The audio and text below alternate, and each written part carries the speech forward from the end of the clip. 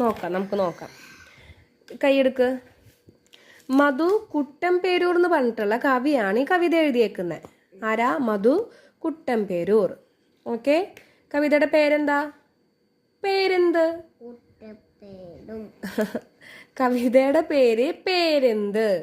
ട്രെയിനിനെ പറ്റിയിട്ടാട്ടാ, തീവണ്ടീനെ പറ്റിയിട്ടാണ് കവിത വരുന്നത്. പറയട്ടെ അമ്മ, പാടട്ടെ.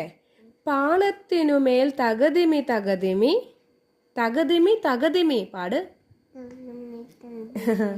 താളം കൊട്ടിപ്പായുന്നോൻ ആളെ കാണാൻ എന്തൊരു നീളം നീളം. ആരാണിവനുടെ പേരെന്ത്? പേരെന്ത്?